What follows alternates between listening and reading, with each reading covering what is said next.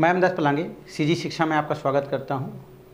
हम आज देखेंगे कक्षा 11वीं रसायन विज्ञान का चौथा यूनिट इकाई 4, ये यहाँ पर दिया गया है और इसका नाम है रासायनिक कार्बन एवं आणविक संरचना। तो इस लेसन में हम जो है रासायनिक कार्बन क्या है उसको समझेंगे। उसके अलावा बहुत सारे संरचना होता है यौगिक का, उनको हम लोग क्या करेंगे इसमें समझेंगे। तो सबसे पहले तो हम लोग जानते हैं कि रासायनिक कार्बन होता क्या है या रासायनिक कार्बन किसे कहते हैं। तो चलते हैं हम लोग रासायनिक कार्बन की और इंट्रोडक्शन में हम लोग और समझते हैं कि रासायनिक कार्बन क्या होता है। तो सबसे पहले अगर इंट्रोडक्शन की बात करें तो आप इससे पहले वाले जो लेसन हैं या जो यूनिट है उसमें आप पढ़ चुके हैं कि दो या दो से अधिक तत्व जब मिल जाते हैं, है ना, दो या दो से क्या है हमारा अधिक जब तत्व क्या होते हैं मिलते हैं निश्चित अनुपात में। अनुपात कैसा रहता है भाई, इसका निश्चित होता है। निश्चित अनुपात में अगर मिल जाते हैं तो क्या बनता है हमारा यौगिक बनता है। ये आपको पहले से पता है, ठीक है। तो हम जानते हैं कि भाई दो या दो से अधिक तत्व जब आपस में क्या हो जाए मिल जाए तब क्या बनता है हमारा यौगिक बनता है। फॉर एग्जांपल मैं बात करूँ तो H2 एक क्या है हमारा यौगिक है।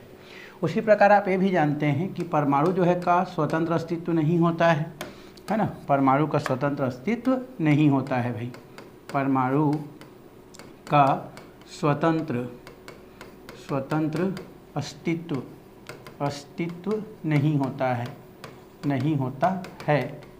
इसलिए पदार्थ में वो संयुक्त अवस्था में पाया जाता है। इसलिए परमाणु पदार्थ में संयुक्त अवस्था में पाया जाता है। पदार्थ में किस में पाया जाता है भाई, संयुक्त अवस्था में पाया जाता है। संयुक्त अवस्था में होता है, अवस्था में होता है। ये भी आप क्या करते हैं जानते हैं। और आपको ये भी पता है कि दो परमाणु आपस में मिलकर क्या बनाते हैं, अणु बनाते हैं। दो परमाणु है ना आपस में मिलकर या दो परमाणु के मिलने से अणु बनता है या दो से अधिक परमाणु के मिलने से अणु बनता है। तो दो परमाणु को हम क्या बोलते हैं, या दो परमाणु आपस में मिलकर अणु का निर्माण करते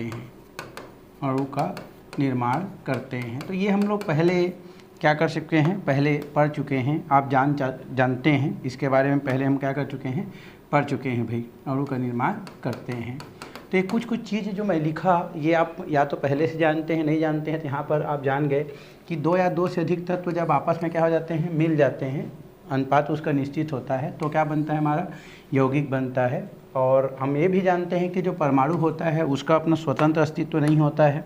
मतलब वो क्या होते हैं स्वतंत्र न रख करके किसी पदार्थ के अंदर क्या होते हैं संयुक्त अवस्था में पाए जाते हैं। और एक से अधिक परमाणु या दो परमाणु आपस में मिलकर किसका निर्माण करते हैं, अणु का निर्माण करते हैं। तो इसी अणु में बोल सकते हैं या यौगिक में बोल सकते हैं, ठीक है। ये हमारा क्या होता है, जैसे अणु है हमारा दो, हम अणु की बात करते हैं, जैसे ये हाइड्रोजन अणु है, दो हाइड्रोजन परमाणु के क्या होता है आपका मिलने से बनता है।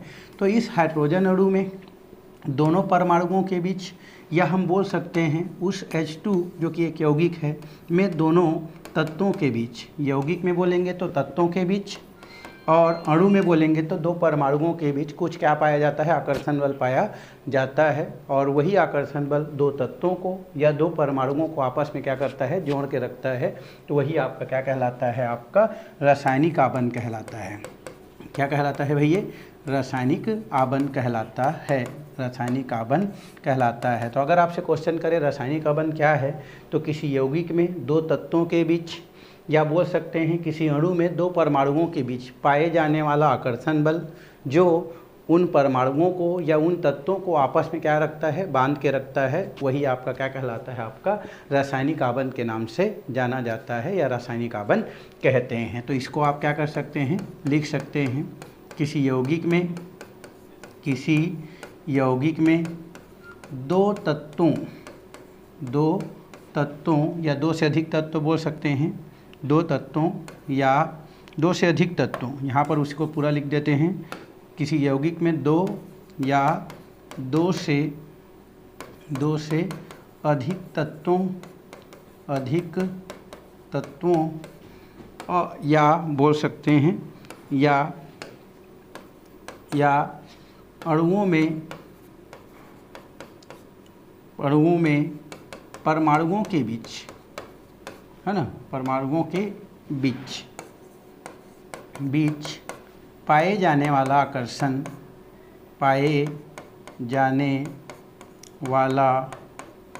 आकर्षण बल जो यौगिक में दो तत्वों को यौगिक में तत्वों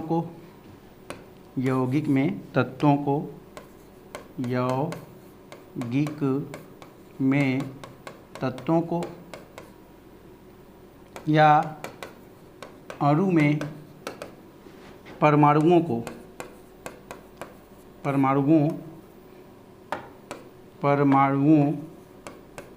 को आपस में बांधे रखता है या बांध के रखता है, क्या कहलाता है भाई? रासायनिक आबंध कहलाता है। रासायनिक आबंध कहलाता है। तो इस प्रकार से आप क्या कर सकते हैं, परिभाषा आसानी से रासायनिक आबंध का क्या कर सकते हैं, लिख सकते हैं। तो कोई भी यौगिक होता है उसमें दो तत्वों के बीच, या कोई भी क्या होता है, अणु होता है उसमें दो परमाणुओं के बीच जो भी आकर्षण बल पाया जाता है, और उस आकर्षण बल के कारण उन अणुओं में परमाणु या यौगिकों में तत्व आपस में क्या होते हैं, बंधे रहता है, वही आपका क्या कहलाता है, आपका रासायनिक आबंध के नाम से जाना जाता है, रासायनिक आबंध कहते हैं। तो उसको आप अपने हिसाब से भी टैकल करके क्या कर सकते हैं, लिख सकते हैं।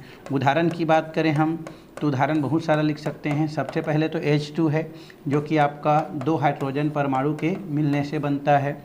और अगर हम दूसरा उदाहरण की बात करें तो दूसरा उदाहरण H2 है जो कि आपका दो हाइड्रोजन परमाणु और एक ऑक्सीजन परमाणु के मिलने से बनता है। तो यहाँ पर अणु में अगर हम बात करें तो जो अणु होता है उस अणु में देखें तो दो हाइड्रोजन परमाणुओं के बीच जो क्या पाया जाता है, रासायनिक जो है, या दोनों परमाणु के बीच जो क्या पाया जाता है, आकर्षण बल पाया जाता है। आकर्षण बल ये आपका क्या कहलाता है, आपका रासायनिक आबंध कहलाता है। ये क्या कहलाता है, आपका रासायनिक आबंध कहलाता है। या ये बोल सकते हैं कि कोई भी यौगिक में दो से अधिक तत्वों के बीच जो क्या पाया जाता है, आकर्षण बल पाया जाता है, ये भी क्या कहलाता है, आपका रासायनिक क्या कहलाता है, आपका आबंध कहलाता है। इसी को वही हम क्या बोलते हैं भाई, रासायनिक आबंध कहते हैं। तो रासायनिक आबंध को आप कैसे भी क्या कर सकते हैं, परिभाषित कर सकते हैं। क्वेश्चन यहाँ से पूछ सकता है, और 11वीं क्लास है तो सभी इंपॉर्टेंट है भाई, है ना। ऐसा तो नहीं है कि यही इंपॉर्टेंट है, ऐसा वाली कोई बात नहीं है, सभी इंपॉर्टेंट है। तो यहाँ से आपका क्वेश्चन क्या होता है, आपका बन जाता है कि रासायनिक आबंध किसे कहते हैं। तो अब बताना, कोई भी अणु हो, है ना, या कोई यौगिक हो, ये अगर अणु में बात करेंगे तो अणु में पाए जाने वाले परमाणु के बीच पाए जाने वाला आकर्षण बल आपका रासायनिक आबंध कहलाता है। या हम ये बोल सकते हैं कि यौगिक में पाए जाने वाले दो तत्वों के बीच जो आकर्षण बल होता है वो आपका क्या कहलाता है, रासायनिक आबंध कहलाता है। तो आप कैसे भी तरीक़ा से क्या कर सकते हैं, और रासायनिक जो आबंध है उसको क्या कर सकते हैं, परिभाषित कर सकते हैं, इसका परिभाषा दे सकते हैं भाई। तो ये हो गया आपका इंट्रोडक्शन, किससे संबंधित, रासायनिक आबंध से संबंधित। ठीक है, तो ये हो गया, कुछ नहीं रखा है भाई, एकदम ईजी है ना। क्या बोलना है कि दो या दो से अधिक तत्व, दो या ये बोल सकते हैं किसी यौगिक में दो तत्वों के बीच या किसी अणु में दो परमाणु के बीच पाए जाने वाला आकर्षण बल ही आपका क्या कहलाता है, रासायनिक आबंध कहलाता है। और ये कुछ एग्जाम्पल है, बस इतना ही लिखना है और कुछ नहीं लिखना है भाई। तो ये रासायनिक आबंध खत्म हो गया। अब हम आगे की टॉपिक की ओर क्या करते हैं, चलते हैं। आगे का टॉपिक है हमारा संयोजी इलेक्ट्रॉन। क्या दिया है हमारा, ये संयोजी इलेक्ट्रॉन। इससे पहले वाला जो क्लास था या इससे पहले वाला जो लेसन था, उस लेसन में हम लोग जो है संयोजी इलेक्ट्रॉन के बारे में बात किए थे, संयोजकता के बारे में क्या किए थे, बात किए थे, बस उसी से है। संयोजी इलेक्ट्रॉन क्या होता है, इसको हमको क्या करना है भी, थोड़ा सा समझना है। ये भी क्वेश्चन तो इम्पोर्टेंट है भाई, ठीक है। तो क्या होता है संयोजी इलेक्ट्रॉन, तो इसको हम लोग आसानी से यहाँ पर क्या कर सकते हैं, लिख सकते हैं, बता सकते हैं। ठीक है, तो संयोजी क्या देखेंगे हम लोग, इलेक्ट्रॉन देखेंगे। वैसे इलेक्ट्रॉन क्या होता है आप जानते हैं, ठीक है, परमाणु का एक मूलभूत कण होता है हमारा। तो संयोजी इलेक्ट्रॉन क्या होता है, तो आप इसको परिभाषित कर सकते हैं, किसी भी परमाणु के बाह्यतम कक्ष में किसी भी परमाणु के बाह्यतम कक्ष जो होता है उस कक्ष में पाए जाने वाला जो भी इलेक्ट्रॉन होता है वही आपका क्या कहलाता है, संयोजी इलेक्ट्रॉन कहलाता है। जैसे ये हमारा परमाणु है, इस परमाणु के फिलहाल अभी 2 कक्षक हैं फिलहाल, हाँ वैसे तो कक्षक कई हो सकते हैं, बस यहाँ पर हम जो देख रहे हैं उसमें कक्षकों की संख्या कितना है, 2 है, पहला नंबर और ये दूसरा नंबर। तो इसका अंतिम कक्षक बोलेंगे या हम बाह्यतम कक्ष बोलेंगे तो दूसरा नंबर का होगा, क्योंकि उसके बाद तो और कुछ कक्षा है ही नहीं भाई। तो ये आपका जो दूसरा नंबर का कक्ष होगा यही आपका क्या कहलाएगा, बाह्यतम कक्ष कहलाएगा, बाह्यतम कक्ष या अंतिम कक्ष कहलाएगा। तो इस बाह्यतम जो कक्ष होता है या कक्षा जो होता है, इस पर पाए जाने वाले जो भी इलेक्ट्रॉनों की जो क्या होती है, जो संख्या होती है या जो इलेक्ट्रॉन पाई जाती है वही आपकी क्या कहलाती है, संयोजी इलेक्ट्रॉन के नाम से जानी जाती है। तो इसको परिभाषित की जा सकती है भाई, किसी परमाणु के बाह्यतम कोश में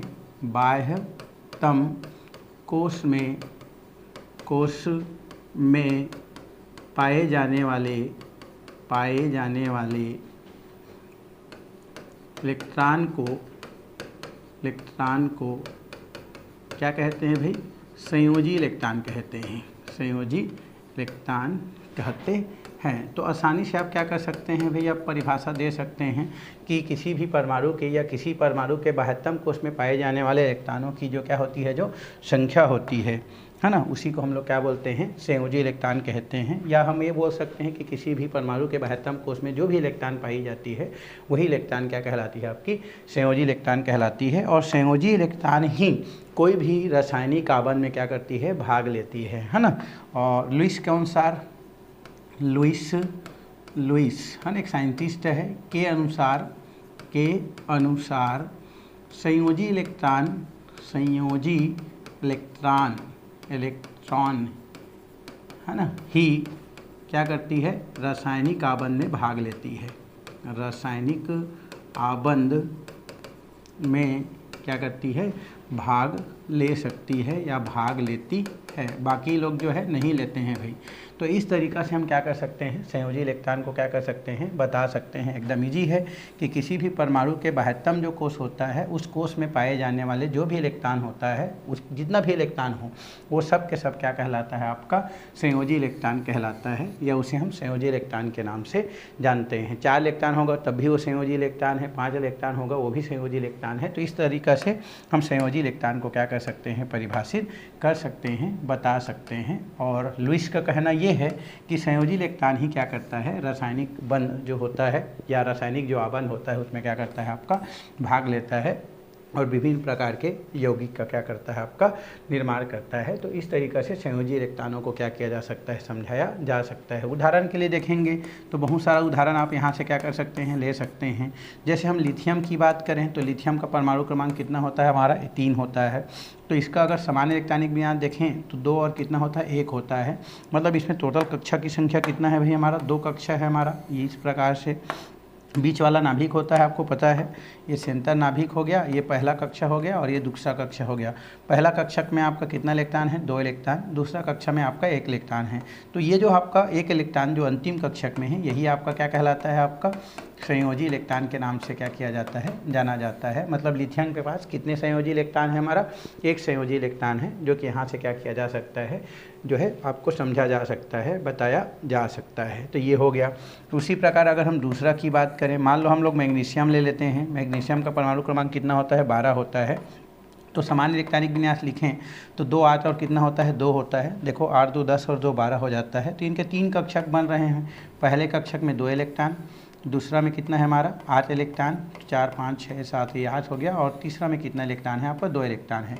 तो हम बोल सकते हैं इनके अंतिम कक्षक में 2 इलेक्ट्रॉन है। तो यही आपका क्या कहलाता है, संयोजी इलेक्ट्रॉन कहलाता है। और यही दोनों क्या करता है, आपका कोई भी रासायनिक बंध बनाने में क्या करता है, भाग लेता है। तो इस तरीक़े से संयोजी इलेक्ट्रॉन के बारे में क्या किया जा सकता है, आपका जानकारी जो है प्राप्त किया जा सकता है, बताया जा सकता है भाई। तो इसको भी आपको थोड़ा सा क्या करना है, ध्यान में रखना है। चलिए अब हम नेक्स्ट टॉपिक की ओर क्या करते हैं, चलते हैं। नेक्स्ट टॉपिक ये दिया है, रासायनिक आबंध की कोसले तथा लुईस अवधारणा। लुईस अवधारणा और कोसले ने कुछ दिया है। वो क्या दिया है? यही तो है कि कोई भी क्या होता है, जो रासायनिक आबंध होता है, इस रासायनिक आबंध में अगर हम बात करें तो रासायनिक जो आबंध है, इस रासायनिक आबंध को बनाने में, है ना, रासायनिक आबंध में कौन भाग लेता है भाई? हमारा संयोजी रेक्तान क्या करता है? आपका भाग लेता है। संयोजी रेक्तान क्या होता है? आपका पार्टिसिपेट करता है। यही हमारा रासायनिक बंध की कोसले और लुईस अवधारणा है। और उनका यही कहना है कि किसी भी रासायनिक आबंध को बनाने में केवल संयोजी रेक्तान क्या करता है? आपका पार्टिसिपेट करता है। यदि हम उत्कृष्ट गैसों की बात करें, कौन से गैस की बात करें हम लोग? उत्कृष्ट गैस की बात करें, 18वें समूह की गैस की बात करें। उत्कृष्ट गैस किसको बोलते हैं भाई? 18वें समूह के तत्वों को बोलते हैं। समूह के क्या होते हैं? हमारे जो तत्व होते हैं, इनको उत्कृष्ट गैसों के नाम से जानते हैं, जिसमें कुछ तत्व आता है जैसे हीलियम, नियान, आर्गन, क्रिप्टान, जीनान, और ये हमारा क्या है? रेडान है। तो ये कुछ तत्व आते हैं जो कि हमारे 18वें समूह के अंतर्गत रखा गया है। आप पढ़ चुके हैं पीरियोडिक टेबल में। ये हमारा 18वें समूह है और इसके अंतर्गत हमारे ये कुछ तत्व आते हैं। और इनकी अगर हम बात करें 18वें समूह, तो 18वें समूह को ही उत्कृष्ट गैस के नाम से जाने जाते हैं, क्योंकि इनके अष्टक क्या होते हैं? कंप्लीट होते हैं। जैसे इनके क्या होते हैं? 1s2 होते हैं। इनकी बात करें तो 1s2, 2s2, 2p क्या होते हैं? 6 होते हैं। आर्गन की बात करूँ तो 1s2, 2s2, 2p कितना होता है? 6 होता है। 3s2 और 3p कितना होता है? आपका 6 होता है। इधर आप क्रिप्टान की बात करें, जीनान की बात करें, तो सब का अष्टक क्या होता है? यहाँ पर इस प्रकार से क्या होता है? कंप्लीट होता है। तो फिलहाल हम इसकी बात करें तो ये तो रासायनिक आबंध बनाने में जो है पार्टिसिपेट नहीं करता है, ठीक है। और इनके जैसा बनने के लिए ही बाकी जो तत्व हैं वो इलेक्ट्रॉन क्या करते हैं? ग्रहण करते हैं, और इलेक्ट्रॉन क्या करते हैं? देने का काम करते हैं। तो फिलहाल ये जो हमारा टॉपिक है, इसमें हम लोग इतना ही बात करते हैं। क्रिप्टान का, जीनान का, रेडान का आप क्या कर सकते हैं? जो है अब्बाऊ की धारणा के अनुसार क्या कर सकते हैं? इसका इलेक्ट्रॉनिक विन्यास आप लिख सकते हैं भाई। तो ये हो गया आपका इससे रिलेटेड कुछ बातें। चलिए अब हम नेक्स्ट टॉपिक की ओर क्या करते हैं? चलते हैं। नेक्स्ट टॉपिक है हमारा अष्टक नियम। क्या है हमारा? अष्टक नियम। अष्टक नियम क्या होता है? एकदम सरल है भाई, एकदम इजी है। आप पहले भी इसके बारे में थोड़ा बहुत क्या कर चुके हैं? पढ़ चुके हैं। तो इसको हमको थोड़ा सा क्या करना है? अभी देखना है क्या होता है अष्टक नियम। इसको जो है, तो यहाँ पर मैं फिर से लिख देता हूँ, अष्टक नियम, ठीक है। अष्टक नियम क्या होता है?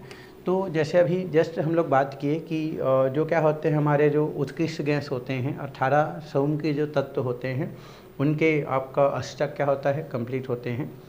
और इस वजह से फ़िलहाल वो क्या करते हैं? आपका किसी भी जो है रासायनिक आबंध में भाग नहीं लेते हैं। तो हम ये बोल सकते हैं अष्टक नियम के अनुसार कि कोई भी जो तत्व होता है, वह तत्व 18वें समूह के जैसा अपना जो है विन्यास प्राप्त करने के लिए, अपने जो है स्थायित्वता को प्राप्त करने के लिए या तो इलेक्ट्रॉन देते हैं या तो इलेक्ट्रॉन लेते हैं, और अपने अंतिम में क्या करते हैं? आज पूरा करते हैं। यही क्या कहलाते हैं? आपका अष्टक नियम कहलाते हैं।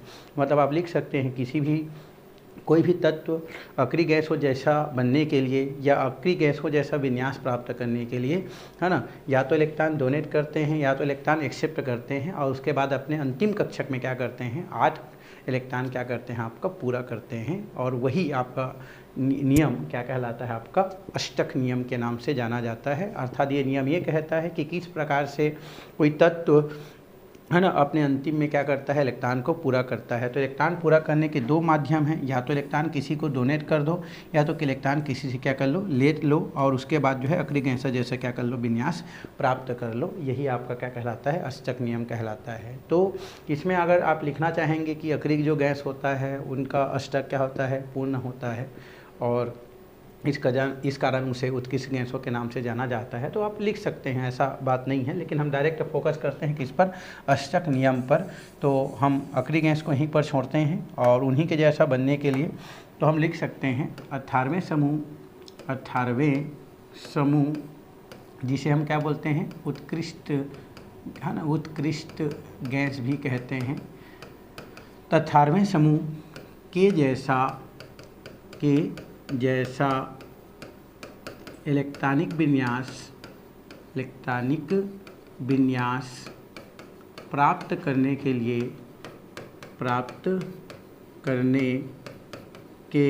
लिए इलेक्ट्रॉनिक विन्यास क्या करने के लिए भाई, प्राप्त करने के लिए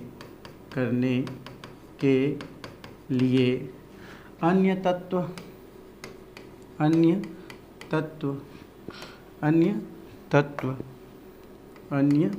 तत्व है ना, या तो इलेक्ट्रॉन देते हैं या तो इलेक्ट्रॉन ग्रहण करते हैं। तो 18वें समूह के जैसा इलेक्ट्रॉनिक विन्यास प्राप्त करने के लिए अन्य तत्व है ना,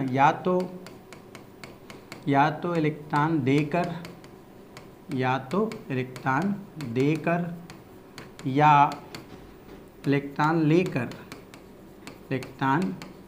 लेकर अपने बाह्यतम कोश में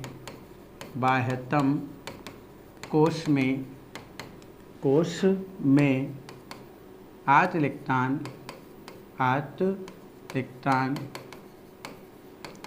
पूर्ण करते हैं। क्या कहलाते हैं भाई, अष्टक नियम कहलाते हैं, अष्टक नियम कहते हैं। इसे क्या कहते हैं, अष्टक नियम कहते हैं।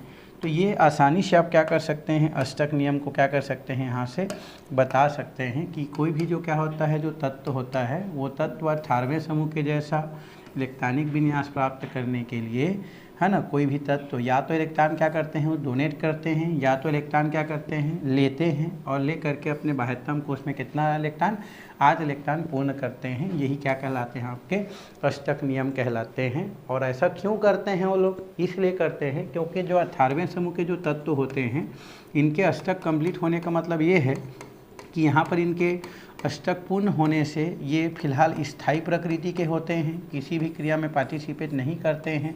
तो इनके जैसा बनने के लिए, स्थायी बनने के लिए क्या करते हैं, बाकी तत्व क्या करते हैं, इलेक्ट्रॉन डोनेट करते हैं और इलेक्ट्रॉन एक्सेप्ट करते हैं। जैसे भाई हमारा एक एम होता है ना कि हम पढ़ लिख के कोई डॉक्टर बनना चाहते हैं, कोई आपका कलेक्टर बनना चाहते हैं, कोई पुलिस ऑफिसर बनना चाहते हैं। तो डॉक्टर या पुलिस ऑफिसर मान लो कौन है, हमारा 18वें समूह के तत्व हैं, ठीक है। ये सब कलेक्टर, यही पुलिस, यही डॉक्टर है। मान लो हीलियम जो है पुलिस है, नियान क्या है आपका डॉक्टर है, आर्गन आपका IPS अधिकारी है, ठीक है। इस प्रकार से क्रिप्टॉन भी बड़ा अधिकारी है ना, जिनान भी क्या है हमारा बड़ा अधिकारी है, और रेरान भी क्या है बड़ा अधिकारी है। तो इनके जैसा बनने के लिए बाकी लोग क्या करते हैं, बड़ा ही मेहनत करते हैं। उस मेहनत में या तो पैसा देते हैं या तो किसी से पैसा लेते हैं, बोल सकते हैं, है ना। और फिर उस मुकाम पर जाके क्या होते हैं, अपने आप को जो है पदस्थ करते हैं, और उसके बाद फिर उसका ख़त्म, अपना जो है जो जिस एम को प्राप्त करना चाहते हैं उनको प्राप्त कर लेते हैं। तो वैसे ही क्या होते हैं, आपके आवर्त सारणी में होते हैं कि सब के सब 18वें समूह के जो तत्व होते हैं वही लोग कलेक्टर होते हैं, ठीक है। तो इनके जैसा विन्यास प्राप्त करने के लिए, इनके जैसा बनने के लिए बाकी तत्व क्या करते हैं, या तो इलेक्ट्रॉन लेके या तो इलेक्ट्रॉन दे के क्या करते हैं, अपने अंतिम में 8 पूर्ण करना चाहते हैं। क्योंकि ये सब के अंतिम में कितना इलेक्ट्रॉन पूर्ण होते हैं, 8 इलेक्ट्रॉन पूर्ण होते हैं। तो उनके जैसा बनने के लिए बाकी तत्व भी इलेक्ट्रॉन देते हैं या ले करके। इनके बाद 2 माध्यम हैं, है ना, किनके जैसा बनने के लिए, 18वें समूह के जैसा बनने के लिए 2 माध्यम, या तो इलेक्ट्रॉन डोनेट करके या तो इलेक्ट्रॉन एक्सेप्ट करके, दोनों ही माध्यम इनके पास है। और उन दोनों ही माध्यम में क्या कर सकते हैं, वो अपना अष्टक पूर्ण कर सकते हैं। तो यही आपका क्या कहलाते हैं, अष्टक नियम कहलाते हैं। जैसे यहाँ पर हम बात करते हैं सोडियम का। अगर मैं सोडियम की बात करूं तो इसके पास अलग 18 इलेक्ट्रॉन होते हैं भाई, और इसमें पहले कक्षक में 2 इलेक्ट्रॉन, दूसरे में 8 इलेक्ट्रॉन और तीसरे में आपका 1 इलेक्ट्रॉन होते हैं। तो ये पहला में 2, दूसरा में 8 और तीसरा में कितना होता है, 1 इलेक्ट्रॉन होता है। अब इसके पास 2 माध्यम हैं, या तो 1 इलेक्ट्रॉन किसी को दे दे तब भी अंतिम में क्या आ रहा है, 8 आ रहा है, या तो किसी से 7 इलेक्ट्रॉन क्या कर ले तब भी अंतिम में 8 आ रहा है। तो इसके पास 2 है, या तो 7 इलेक्ट्रॉन क्या कर ले, ग्रहण कर ले, या तो 1 इलेक्ट्रॉन किसी को दे दे। तो उस स्थिति में क्या हो जाता है, ये अक्रिय गैसों जैसा विन्यास प्राप्त कर लेता है। अब कोई भी अक्रिय गैस जैसा हो ना, ऐसा कोई जरूरी नहीं है, अक्रिय गैस जैसा होना चाहिए, अंतिम में 8 होना चाहिए। तो ये क्या करता है, सोडियम जो है 7 इलेक्ट्रॉन लेने के लिए इसके पास ऊर्जा नहीं रहता है, इसलिए 1 इलेक्ट्रॉन क्या करता है, किसी को डोनेट कर देता है। और इस तरीक़ा से अभी 1 इलेक्ट्रॉन था, उसको किसी को क्या कर दिया, दे दिया, तो कितना बचा, अंतिम में 8 बचा। तो ये आपका जो है 8 हो जाता है। तो किसके जैसा हो जाता है भाई, 1 इलेक्ट्रॉन दे करके नियान के जैसा हो जाता है। मतलब ये विन्यास, स्थायी विन्यास को क्या कर लेता है, प्राप्त कर लेता है। तो इसलिए 1 इलेक्ट्रॉन देता है, और जो देता है ना उस पर कौन सा चार्ज आ जाता है भाई, प्लस चार्ज आ जाता है। 1 इलेक्ट्रॉन देता है तो 1 प्लस चार्ज, 2 इलेक्ट्रॉन देता है तो 2 प्लस चार्ज। जैसे मैग्नीशियम की बात करें आप, मैग्नीशियम का 2 8 और कितना होता है 2 होता है, अंतिम में 2 इलेक्ट्रॉन है तो बेचारा क्या करता है 2 इलेक्ट्रॉन दे देता है, इसलिए मैग्नीशियम में 2+ चार्ज आता है ना। तो इससे पहले वाला क्लास में भी बताया हूँ जिनके अंतिम में 1 इलेक्ट्रॉन हो या 2 इलेक्ट्रॉन हो या 3 इलेक्ट्रॉन हो, वो सिर्फ देने का क्या करता है काम करता है और अपने अष्टक को क्या करता है कंप्लीट करता है। तो ये हो गया आपका कौन सा रूल भाई, हमारा अष्टक रूल या अष्टक नियम। तो इसको इस प्रकार से आप क्या कर सकते हैं बता सकते हैं, समझा सकते हैं, है ना, और इस प्रकार से लिख सकते हैं, इजी है। और उदाहरण भी दे सकते हैं भाई, है ना, जैसे मैं कुछ उदाहरण दे दिया, जैसे सोडियम का मैंने दे दिया, और भी उदाहरण आप क्या कर सकते हैं ले सकते हैं, ठीक है। जैसे क्लोरीन की अगर मैं बात करूं तो क्लोरीन का परमाणु क्रमांक कितना होता है 17 होता है, 2 8 और कितना होता है इसके अंतिम में 7 इलेक्ट्रॉन होता है। तो तीसरा कक्षक में कितना इलेक्ट्रॉन है भाई हमारा 7 इलेक्ट्रॉन है, और 7 इलेक्ट्रॉन है मतलब इसको आर कंप्लीट करने के लिए केवल जो है और केवल 1 इलेक्ट्रॉन की क्या है ज़रूरत है। हमारा 7 इलेक्ट्रॉन है, 1 इलेक्ट्रॉन की ज़रूरत है, तो 1 इलेक्ट्रॉन उसको क्या होता है ज़्यादा अच्छा लगता है बजाय 7 इलेक्ट्रॉन देने के, तो इसलिए क्या करता है ये किसी से 1 इलेक्ट्रॉन क्या करता है ले लेता है, और इस प्रकार 7 कितना हो जाता है 8 हो जाता है, और ये आर्गन के जैसा क्या हो जाता है बन जाता है, क्योंकि आर्गन एक क्या होता है अक्रिय तत्व होता है। तो यहाँ पर चूँकि इलेक्ट्रॉन ले रहा है इसलिए क्लोरीन पर -1 चार्ज क्या होता है पाया जाता है। तो ये हो गया आपका अष्टक रूल, अष्टक नियम, इतना में आप समझ गए होंगे, है ना, और आसानी से आप क्या कर सकेंगे लिख सकेंगे भाई। कुछ नहीं है, ऐसा नहीं कि बुक में जैसा लिखा है वैसा नहीं, ये बिल्कुल आप अपने हिसाब से समझ के क्या कर सकते हैं लिख सकते हैं पढ़ सकते हैं, बिल्कुल कोई गलत नहीं है, ठीक है। चलिए तो आगे हम लोग क्या करते हैं टॉपिक की ओर चलते हैं। आगे है लुईस प्रतीक, क्या है हमारा लुईस प्रतीक। लुईस प्रतीक क्या होता है भाई, प्रतीक मतलब होता है चिन्ह, है ना, जिसके माध्यम से हम क्या करते हैं किसी के बारे में हमको पता चल जाता है। जैसे कई जने का नाम देख के, खास करके जो गर्ल्स हैं या लड़कियां हैं उनका नाम के सामने क्या लगा है उसके हिसाब से हम लोग जैसे बता देते हैं ना, जैसे मिसेज लिख रहे हैं मतलब वो शादीशुदा है ना, तो एक प्रतीक वो हो गया। या तो वो सिंदूर लगाए हैं तो पता चल जाता है नहीं कि वो शादीशुदा है। आदमी का ऐसा नहीं होता है, ये गड़बड़ है थोड़ा, ठीक है, तो उसका भी थोड़ा सा निराकरण करेंगे बाद में। अभी फ़िलहाल लुईस प्रतीक के पास चलते हैं, ठीक है। तो लुईस प्रतीक क्या होता है, तो एक साइंटिस्ट है गिलबर्ट लुईस, है ना, गिलबर्ट लुईस, है ना, ये साइंटिस्ट का नाम है हमारा गिलबर्ट लुईस जिसको हम लोग बोलते हैं। इन्होंने क्या किया कि कोई भी जो परमाणु होता है उस परमाणु के जो बाह्यतम कक्ष में जो इलेक्ट्रॉन होता है जिसे हम क्या कहते हैं संयोजी इलेक्ट्रॉन कहते हैं, उनको क्या करता है वो एक बिंदु के रूप में क्या करता है दर्शाता है। मतलब लुईस एक ऐसे साइंटिस्ट है जिन्होंने किसी भी परमाणु के जो बाह्यतम कोश में उपस्थित इलेक्ट्रॉन को एक बिंदु के रूप में दर्शाया। किसके रूप में दर्शाया, बिंदु के रूप में दर्शाया, और वही क्या कहलाया आपका लुईस प्रतीक कहलाता है। तो लुईस प्रतीक का मतलब ये होता है कि किसी भी परमाणु के बाह्यतम कोश में उपस्थित अंतिम कक्षक में उपस्थित जो भी इलेक्ट्रॉन होता है उन इलेक्ट्रॉनों को लुईस ने एक बिंदु के रूप में क्या किया दर्शाया, और वही बिंदु आपका क्या कहलाया लुईस प्रतीक कहलाया। तो इस तरीक़े से हम क्या कर सकते हैं लिख सकते हैं, आप उदाहरण से और समझ जाएंगे। फिलहाल हम लोग पहले थोड़ा सा क्या लिखते हैं लुईस को क्या लिखते हैं प्रतीक लिखते हैं, ठीक है। तो लुईस प्रतीक मैं यहाँ पर क्या कर देता हूँ लिख देता हूँ, एकदम सरल है कि लुईस प्रतीक क्या होता है। तो किसी परमाणु के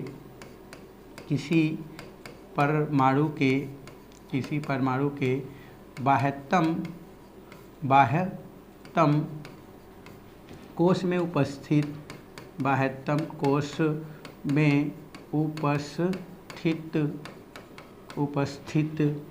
है ना इलेक्ट्रॉन को संयोजी इलेक्ट्रॉन कहते हैं, या इलेक्ट्रॉनों की संख्या को हम क्या बोलते हैं संयोजी इलेक्ट्रॉन कहते हैं। तो किसी परमाणु के बाह्यतम कोश में उपस्थित इलेक्ट्रॉन की संख्या को क्या कहते हैं हम लोग संयोजी इलेक्ट्रॉन कहते हैं, संयोजी इलेक्ट्रॉन कहते हैं। इन्हीं इलेक्ट्रॉनों को लुईस ने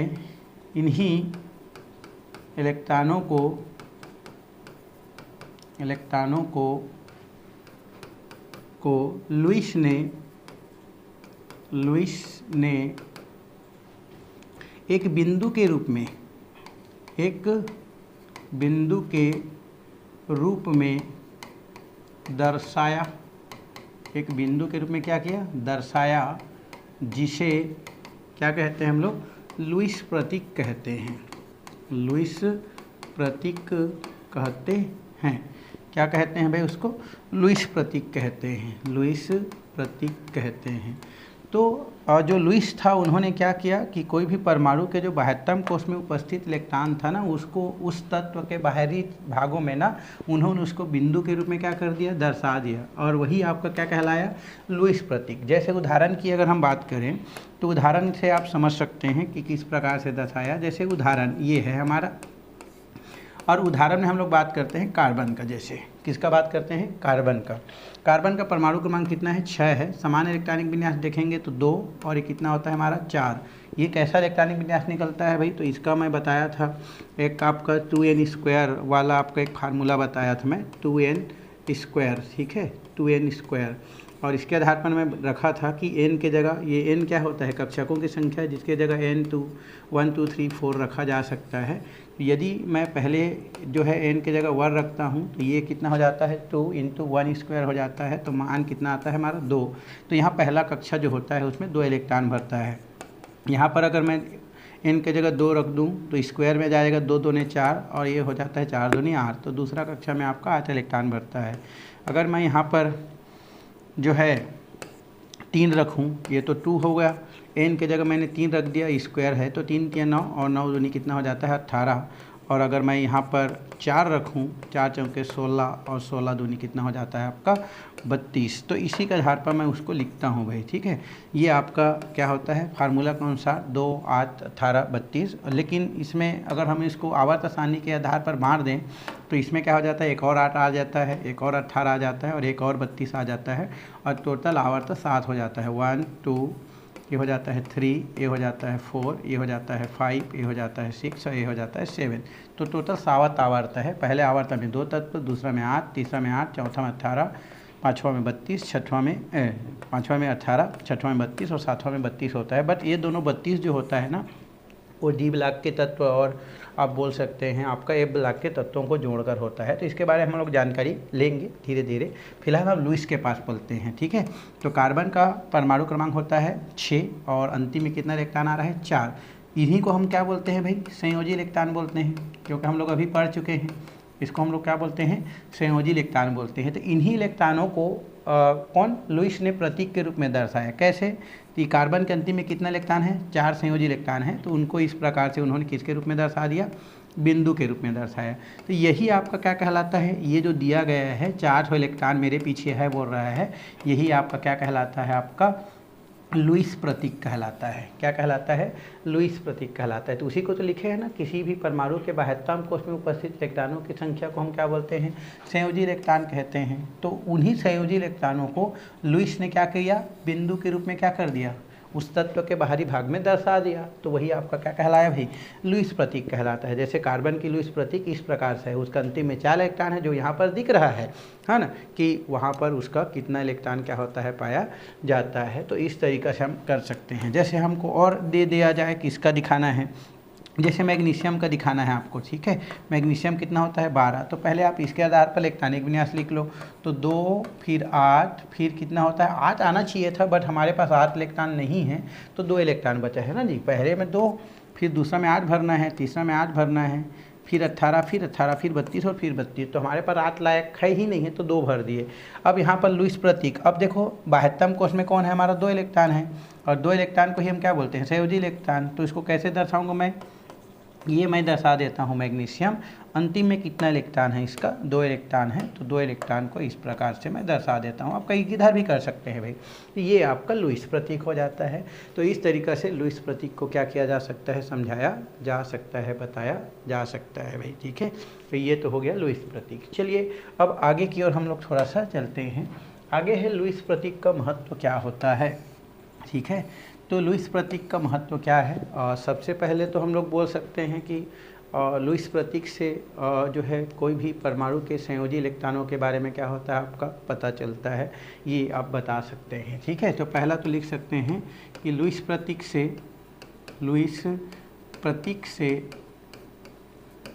से किसी परमाणु के बाह्यतम कोश में बाह्यतम, अंतिम को बोलते हैं ना भाई, बाह्यतम कोश मतलब कक्षा होता है ना, कोश में उपस्थित संयोजी इलेक्ट्रॉन की संख्या है ना, की जानकारी मिलती है भाई, की जानकारी मिलती है। तो पहला महत्व तो यही हो गया कि हम लुईस प्रतीक से क्या कर सकते हैं, बता सकते हैं कि किसी भी परमाणु के बाह्यतम कोश में कितना इलेक्ट्रॉन मौजूद है। तो ये आप तो आसानी से बता सकते हैं, है ना, कि बाह्यतम कोश में कितना संयोजी इलेक्ट्रॉन है। तो कहाँ से पता चल जाता है हमको, लुईस प्रतीक से पता चल जाता है, ठीक है। और सेकेंड अगर हम नंबर की बात करें तो लुईस प्रतीक से किसी भी परमाणु की संयोजकता के बारे में जानकारी मिलती है भाई, ठीक है। तो यहाँ से लिख सकते हैं लुईस प्रतीक से है ना, किसी परमाणु की या किसी तत्व की संयोजकता की जानकारी मिलती है, किसी तत्व के है ना संयोजकता की जानकारी मिलती है। संयोजकता भी आप वहाँ से देख के बता सकते हैं भाई, संयोजकता की क्या मिलती है हमको, जानकारी मिलती है। खैर दोनों का मतलब एक ही टाइप का है, बट संयोजकता यहाँ से जानकारी क्या हो जाती है, आपको मिलती है। तो इस तरीक़ा से हम 2 पॉइंट क्या कर सकते हैं, फिलहाल इसमें लिख सकते हैं। पहला कि लुईस प्रतीक से किसी परमाणु में उपस्थित जो भी इलेक्ट्रॉनों की संख्या, जिसे हम संयोजी इलेक्ट्रॉन कहते हैं, इसकी पता चल जाती है। और दूसरा, किसी भी तत्व की जो संयोजकता होती है, ये संयोजकता के बारे में हमको क्या होती है, जानकारी क्या होती है, प्राप्त हो जाती है, ठीक है। तो ये तो हो गया लुईस प्रतीक के महत्व। और लुईस प्रतीक के बहुत सारे उदाहरण हैं भाई, जहाँ से आप क्या कर सकते हैं, बता सकते हैं, बताया जा सकता है ना। जैसे उदाहरण की बात करें तो उदाहरण में जैसे मैं बात करता हूँ HCl, H हाइड्रोजन के अंतिम में कितना इलेक्ट्रॉन होता है, 1 इलेक्ट्रॉन होता है, ठीक है। तो ये आपका पता चल रहा है कि इनकी संयोजकता क्या होती है, आपकी 1 होती है। तो यहाँ से आप ये कर सकते हैं। और किसी भी जो यौगिक का स्थिति आप क्या कर सकते हैं, बता सकते हैं। उसके अलावा जैसे कार्बन की बात करें तो कार्बन के अंतिम में कितना इलेक्ट्रॉन होता है, आपका 4 इलेक्ट्रॉन होता है। तो यहाँ से उनकी संयोजकता पता चल जाता है, ठीक है। और ये भी बता सकते हैं कि मान लो क्लोरीन की बात कर रहा हूँ तो क्लोरीन के अंतिम में तो 7 इलेक्ट्रॉन होता है भाई, कितना इलेक्ट्रॉन होता है आपका, 7 इलेक्ट्रॉन, है ना। तो इनकी संयोजकता 7 होता है, लेकिन ये क्या करता है, 1 इलेक्ट्रॉन लेने का काम करता है। तो संयोजकता कितना होता है आपका, 1 होता है। तो इस तरीक़े से लुईस प्रतीक को समझा सकते हैं। आपका क्वेश्चन भी आता है, ठीक है, कुछ दिया रहता है और उसके आधार पर बोलता है इसका लुईस प्रतीक बनाइए। जैसे उदाहरण के लिए मैं और बोलूँ, अगर निम्न का लुईस प्रतीक बनाइए, ऐसा मैं अगर क्वेश्चन कर देता हूँ, ठीक है, निम्न का है ना लुईस प्रतीक बनाइए, लुईस प्रतीक बनाइए, लुईस प्रतीक बनाइए, ऐसा करके, ठीक है।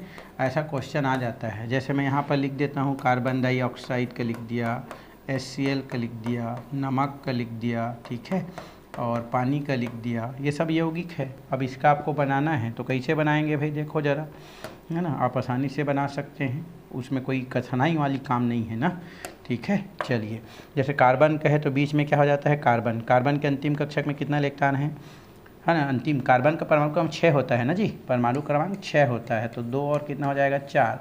तो कार्बन के अंतिम कक्षक में 4 इलेक्ट्रॉन है, ऐसा करके दिखा दिए, ठीक है, ये हो गया।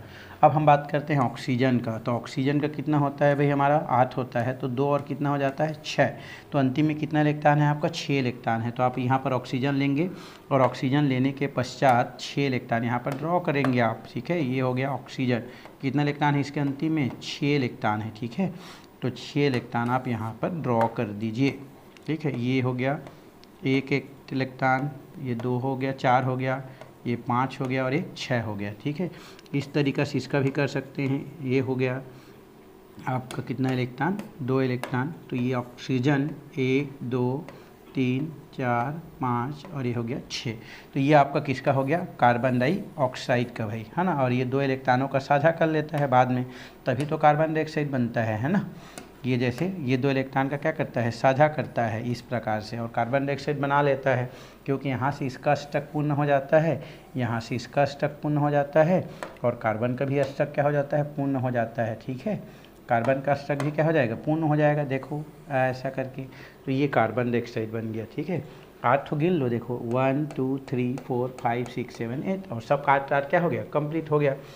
ये कार्बन डाइऑक्साइड हो गया। HCl की बात करें तो हाइड्रोजन का तो अंतिम में 1 इलेक्ट्रॉन होता है, क्लोरीन का 17 होता है, मतलब अंतिम में कितना होगा, 7 इलेक्ट्रॉन। अभी जस्ट मैं बता रहा था, ये हो गया इसका, क्लोरीन का बन गया। अब ये दोनों जुड़ रहा है तो साझा कर रहा है भाई एक इलेक्ट्रॉन का। तो आप इलेक्ट्रॉनों को भी क्या कर सकते हैं, ये देखो एक इलेक्ट्रॉन का साझा कर दिया, इसका 8 हो गया, इसका 2 हो गया, ये आपका ये भी बन गया। नमक की बात करें तो नमक क्या होता है, अंतिम में कितना होता है, 1 इलेक्ट्रॉन होता है। और क्लोरीन का फिर देखें हैं कितना इलेक्ट्रॉन होता है भाई हमारा, ये आपका 7 इलेक्ट्रॉन होता है। बट यहाँ साझा नहीं होता है, यहाँ पर लेन देन होता है, आगे हम लोग बात करेंगे। ठीक है, और लास्ट हम बात करते हैं H2O का। तो हाइड्रोजन के अंतिम में आपका कितना होता है, 1 इलेक्ट्रॉन। एक और हाइड्रोजन के अंतिम में कितना होता है, 1 इलेक्ट्रॉन। बट पानी के अंतिम में कितना होता है हमारा, 6 इलेक्ट्रॉन। तो ये हो गया 2। थोड़ा सा मैं दूसरे कलर में कर देता हूँ, ठीक है, तो और ज़्यादा आपको समझ में आएगा। ये हो गया H, अंतिम में 1 हो गया, फिर ये O हो गया और ये हो गया H। अब हम ऑक्सीजन की बात करते हैं। ठीक है, तो ऑक्सीजन कितना हो जाएगा आपका, 6 है, तो ये हो जाता है 1 2 3 4। ठीक है, तो ये हो जाएगा आपका 4 5 और ये हो गया 6। तो ये आपका इस प्रकार से लुईस प्रतीक क्या किया जाता है, आपको समझा करके यहाँ पर लिखने के लिए बोला जाता है। तो आपको वहाँ पर पूछा जाए तो लिखना है आपको। ठीक है, और यहाँ पर भी क्या होता है, इसका 2 हो गया, इसका 2 हो गया। बट ऑक्सीजन का भी तो कितना हो जाएगा भाई, 8 तो हो जाएगा ना वहाँ पर, क्योंकि यहाँ सब सहसंयोजी बन वाला है, ये वाला सब। ठीक है, तो ये आपका इस प्रकार से आप प्रतीक क्या कर सकते हैं, लिख सकते हैं, और क्वेश्चन आता भी है। ठीक है, लुईस प्रतीक लिखने के लिए। तो ये हो गया लुईस प्रतीक, और साथ में हो गया उसका क्या हो गया, महत्व। तो आप सीख गए होंगे, है ना।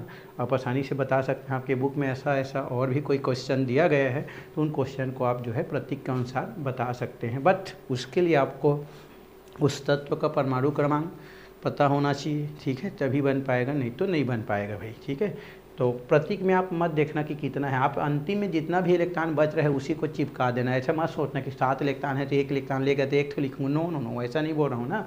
जिसके अंतिम में जितना इलेक्ट्रॉन है ना, उस इलेक्ट्रॉन को आप चिपका दो। जिसके अंतिम में 8 है तो 8 लगा दो, वही लुईस प्रतीक है। ठीक है, लेन देन अलग चीज़ है और प्रतीक अलग चीज़ है। ठीक है, ये हो गया आपका लुईस प्रतीक के बारे में। ठीक है, चलिए नेक्स्ट की ओर हम क्या करते हैं, चलते हैं आगे। हमारा रासायनिक आबंध के प्रकार। ठीक है भाई, हम आगे क्या देखेंगे, रासायनिक आबंध के क्या देखना है, प्रकार देखेंगे। ठीक है, तो चलिए रासायनिक आबंध के प्रकार देखते हैं। रासायनिक आबंध को वैसे जो है, वैसे तो आबंध बहुत प्रकार के होता है, लेकिन यहाँ पर जो भी रासायनिक आबंध है उसको 3 भागों में क्या किया गया है, बांटा गया है। कितने भागों में भाई, 3 भागों में यहाँ पर बांटा गया है। तो जो रासायनिक आबंध है, रासायनिक जो हमारा क्या है, आबंध है, आबंध को कितने भागों में, 3 भागों में, है ना, या 3 प्रकार से, है ना, क्या किया गया है, बांटा गया है। 3 प्रकार से बांटा गया है, वर्गीकृत किया गया है, किया गया है। ठीक है, कितने भागों में भाई, 3 भागों में। और ये सब जो है 2 परमाणु के बीच जो भी इलेक्ट्रॉन होता है उन इलेक्ट्रॉनों के लेन देन के आधार पर है। इसमें पहला जो प्रकार है वो है आयनिक बंध। पहला क्या पढ़ेंगे हम लोग, आयनिक बंध, पूरा डिटेल पढ़ेंगे इसका। आयनिक बंध क्या होता है ये हम लोग देखेंगे। ठीक है, पहला ये हम लोग देखेंगे। सेकेंड हमारा देखेंगे सहसंयोजी बंध, सहसंयोजी बंध, ये हम लोग देखेंगे भाई, ये भी हमारा। और थर्ड देखेंगे हम लोग उपसहसंयोजी बंध, उपसहसंयोजी बंध।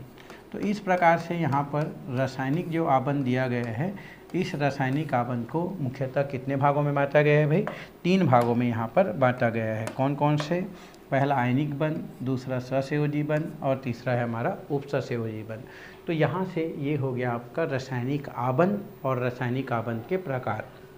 आगे हम पूरा जो है आयनिक बंध के पूरा डील करते जाएंगे। आयनिक बंध क्या है, आयनिक यौगिक क्या है, आयनिक बंध को प्रभावित करने वाले कारक कौन कौन से, वगैरह वगैरह बहुत सारा पढ़ेंगे ना। उसके बाद हम सहसंयोजी बंध को प्रभावित करने वाले कारक, सहसंयोजी बंध क्या है, सहसंयोजी यौगिक क्या है, ये पढ़ेंगे। और फिर हम कुछ पढ़ेंगे उपसंयोजी। उपसंयोजी के बारे में ज़्यादा जानकारी यहाँ पर नहीं लेंगे, वो 12th क्लास का है, ठीक है। फिर भी हम कुछ जानकारी यहाँ से क्या करेंगे, अवश्य ही यहाँ पर पढ़ेंगे। तो इस प्रकार से रासायनिक आबंध को 3 प्रकार में बांट करके पढ़ते हैं भाई। तो ठीक है, आज का क्लास हम यहीं पर क्या करते हैं, समाप्त करते हैं। और आने वाले क्लास में हम किसको देखने वाले हैं भाई, हम आयनिक बंध को देखने वाले हैं, ठीक है, पूरा डिटेल्स, ठीक। तो आज के क्लास यहीं पर समाप्त करते हैं हम लोग।